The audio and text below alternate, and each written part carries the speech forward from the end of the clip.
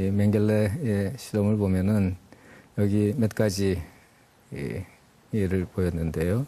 맹겔레가 한 세균학 실험은 쌍둥이 가운데 한 명에게 세균을 주입하여 죽으면은 나머지 쌍둥이의 나머지 하나도 같이 죽여서 두 시체의 장기를 비교하는 것이다.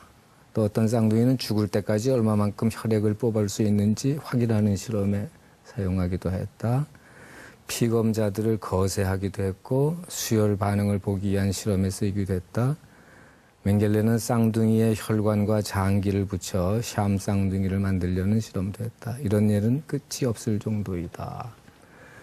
정말 어떻게 인간이 같은 인간에 대해서 이런 만행을 저지를 수 있을까? 하지만은 실제 일어났던 일입니다. 2차 대전이 끝나고 독일군, 꼭 군인들만은 아니고 민간인이든 군인이든 그런 만행에 꼭 이런 생체 실험만이 아니라 유태인을 비롯한 많은 사람들을 학살하고 그 인륜에 저축되는 그런 만행을 저지른 사람들 또 전범들을 대상으로 해서 재판을 했죠. 뉘른베르크라는 독일 도시에서 재판을 해서 뉘른베르크 재판이라고 널리 알려져 있는데 그 재판을 통해서 전범자들을 처벌하기도 했지만은 특히 이런 생체 실험에 관여했던 사람들을 처벌하고 나서 그걸로 그치서는 안 된다. 거기에 관여했던 사람들을 처벌하는 것을 그쳐서는 안 되고 다시는 그러한 일이 생겨서는 안 되도록 다시는 생기지 않도록 뭔가 또 다른 조치가 필요하다고 해서 좀 예외적으로 어떤 그 선언을 했습니다.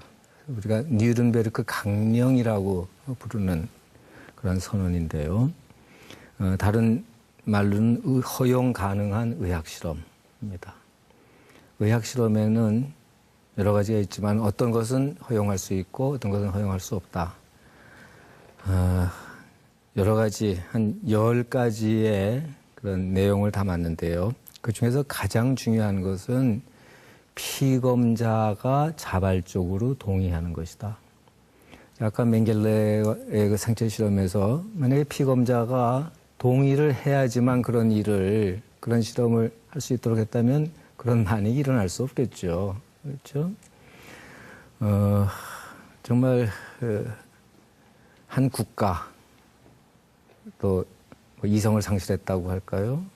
그런 국가의 어떤 그 폭력에 대해서 개인이 이겨낼 힘도 사실 없을 거고, 어쩌면 또 거기에 어쩔 수 없이 일하는 의사들이 저항하는 것도 한계가 있겠지만은, 그리고 그걸 잘 파헤쳐 들어가 보니까 결국은 그 피검자의 동의 여부가 가장 핵심적인 문제더라.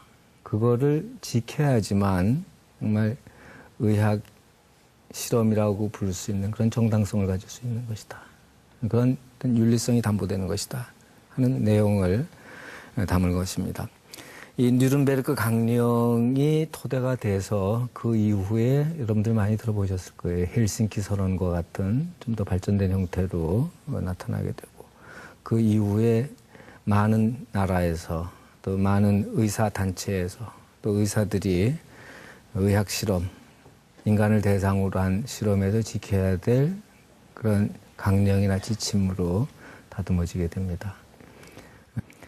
또 의학 연구에서 어떤 중요한 계기가 된 것들, 물론 많지만은 그 중에 또 한 가지를 꼽자면은, 여러분들 탈리도마이드라는 그런 약에 대해서 들어보신 분도 계실 거예요. 지금부터 꼭 50년이 됐습니다. 탈리도마이드라는 산모들이 사용하는 일종의 진정제예요. 그 구역질하고 오심구토를 방지해주는 그런 약입니다. 탈리도마이드라는 약이 개발이 돼서 그 약을 개발한 그 제약회사는 상당한 그 기업 이익도 처음엔 많이 얻었어요. 그런데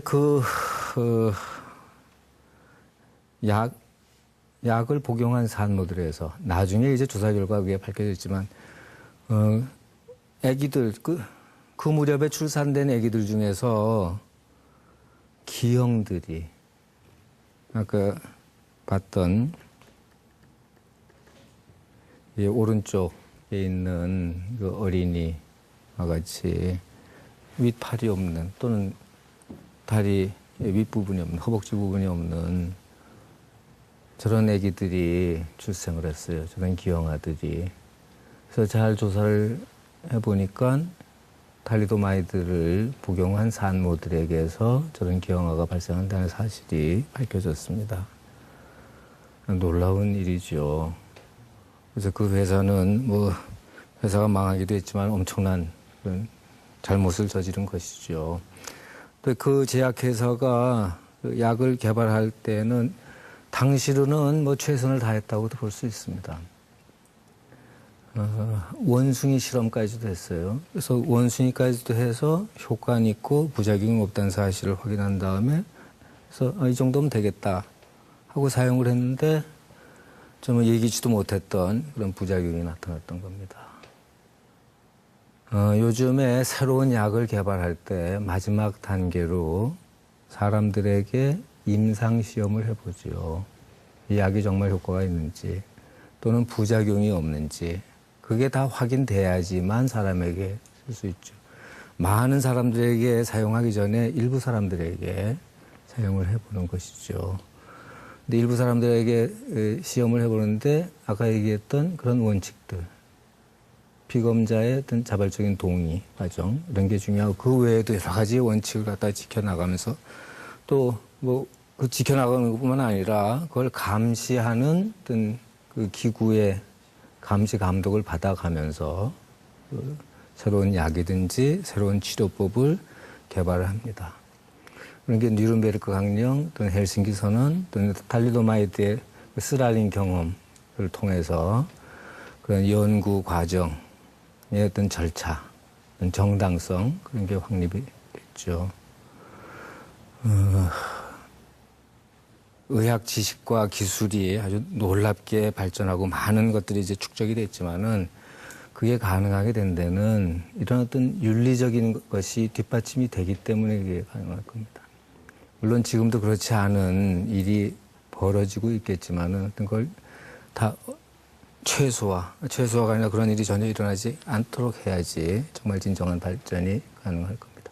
어떤 사람들은 나치의 그런 만행을 통해서 의학이 발전했다. 그렇게 생각하는 사람도 있는데 사실 발전한 거 거의 없습니다.